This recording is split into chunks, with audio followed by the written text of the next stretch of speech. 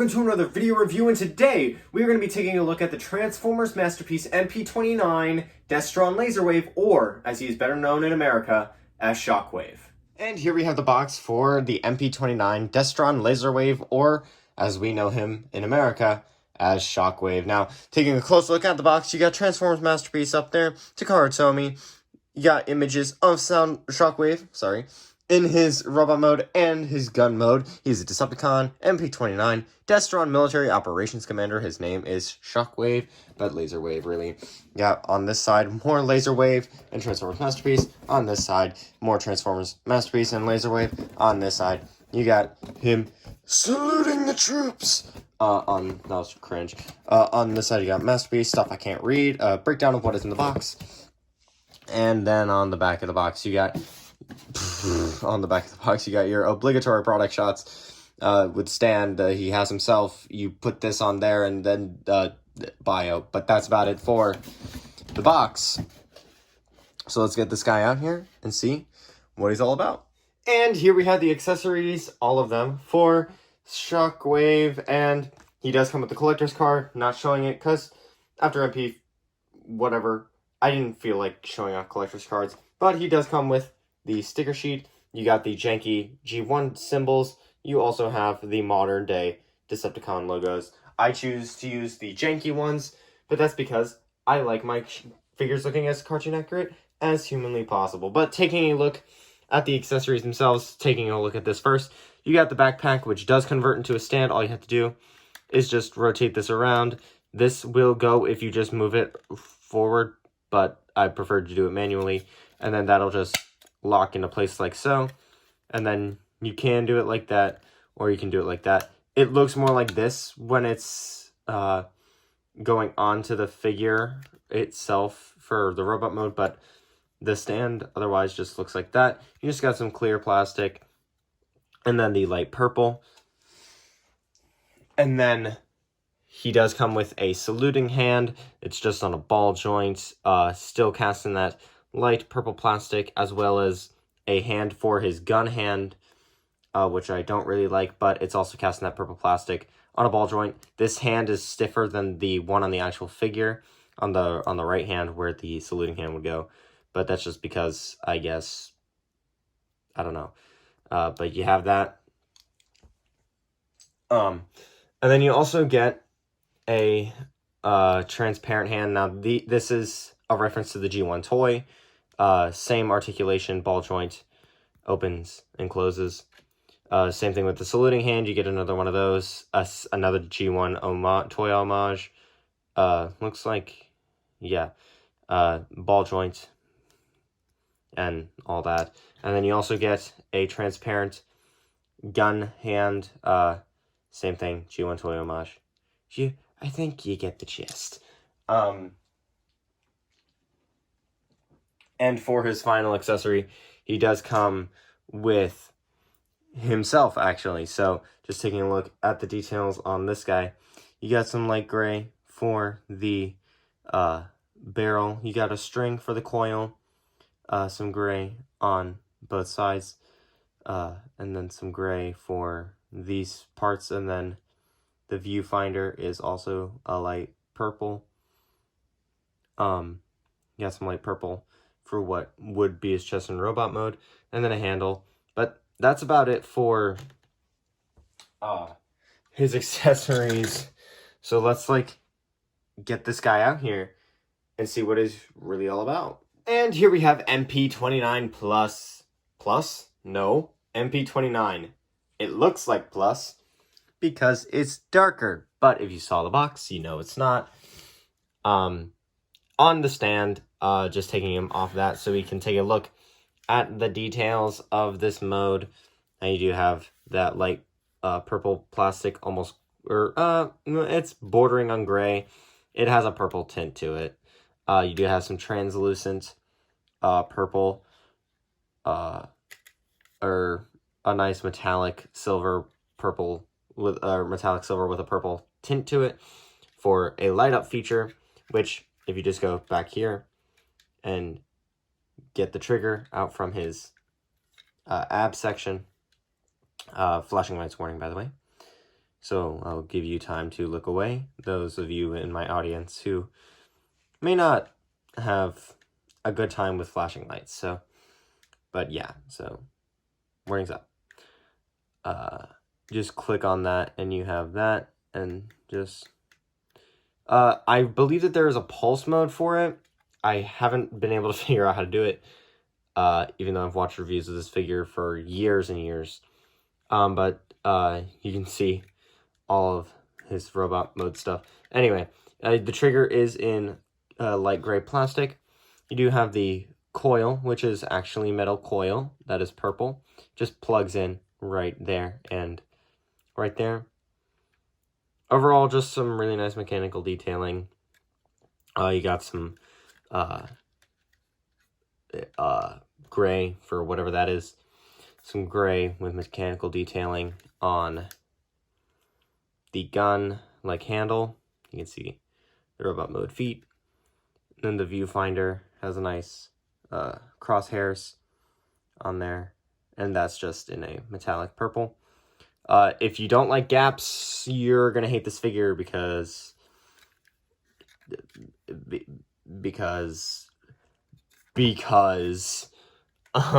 but I don't really mind gaps, so and honestly, sacrificing this Vulcan mode kind of worth it, because this guy looks good in his gun mode, but he looks better in his robot mode, let's be honest here. So let's get him into his robot mode looking like this to looking like this. And wow, I really all I have to say is wow.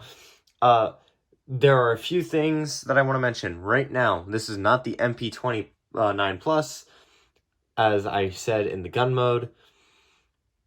It just looks darker for some reason. I don't know why, but it just looks darker. Maybe it's oversaturation? I don't know. But before we take a look at anything else, let's take a look at the head sculpt. If we can actually get the head sculpt over here. Yeah, we can. You can see that the head sculpt is just cast in the head is cast in some light purple plastic with the light piping feature for the eye. And then you also have some dark purple in with the crevice there. Some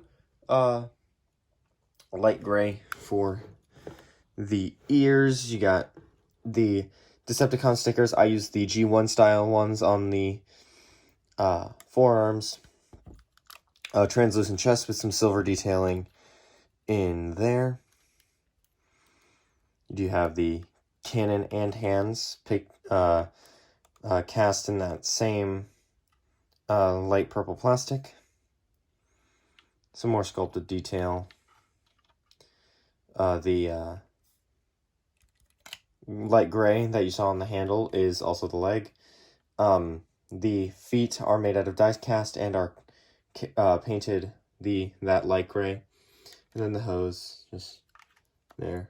Some mechanical detailing on the back of the figure.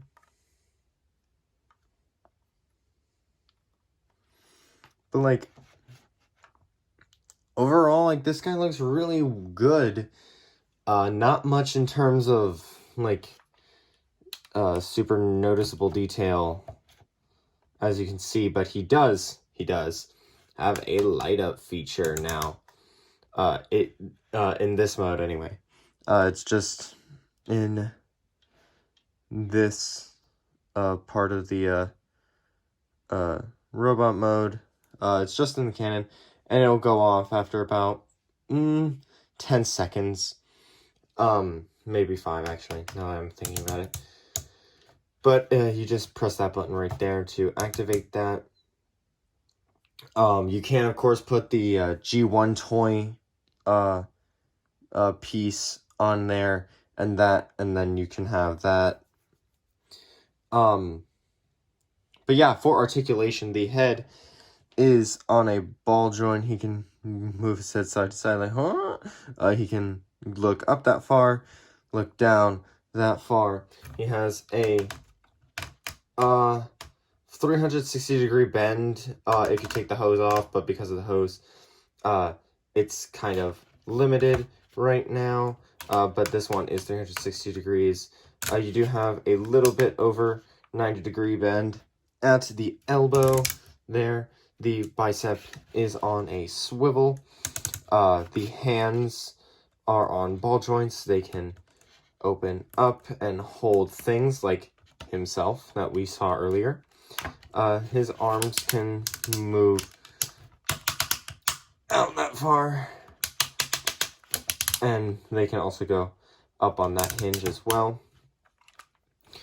You don't really need to move the side skirts up for this part, but if you want to, you can. He can kick up that far, kick back that far. Knee can bend up to a certain point before it untabs and becomes unsavory, but about that far, and you will have to just put that back. He can do the full splits. Just bring those back. He does have no, not really. He kind of has a little bit of an ab crunch, but like it's not that big. The toe has he does have an ankle pivot, and the toe can move up and down, mostly for transformation, but it's still nice that you get, especially for like an old style Masterpiece figure. This guy is like actually superposable, and that's one of the things that I really like about him, is that he just fits super well with the rest of my collection. If I could just get him to stand though, because he does have difficulty standing, and that brings me to my really only issue with him, is that he's not super stable. He's not as stable as I want him to be. For having all this material and such, but it's still a good figure, as I still futz with it, trying to not condemn him for being like that. But yeah, there is Shockwave's stuff. And now for comparison, just getting him to stand up a bit better. Stand up a little bit more straight, rather. Here we have MP-29 Shockwave next to the MP-27 Ironhide. Here we have him next to my next review, the Fans Toys or Robot Paradise Acoustic Wave, not Soundwave. And here we have him next to the MP-52 plus SW Skywarp. And this has been the MP-29 Destron Laserwave or Shockwave review. Now, I will leave a link down in the description below to any site that I can find that actually sells this guy still, or even the MP-29 Plus, which I couldn't find, but if I find one, hey, I'll let you guys know. And as always, I'll leave a link in the description to my Instagram, where you can follow me for more Transformers content on, like, unboxings for as such, which I need to make a video about, ironically enough. You can catch unboxing live streams, you can catch figure, like, photo dumps there, and then I will also, like, as always, in the description, leave a link to MGo's video. Now, for some videos, I will be linking other people, because they just have Just Transform It's, which is cool. Awesome. But I will leave a link to MGo's review for this. And if you want to see more and you like what you see, hit the like button and subscribe to the YouTube channel. Here's your second reminder to leave a like. And until next time, guys, I'll see you all later. Peace.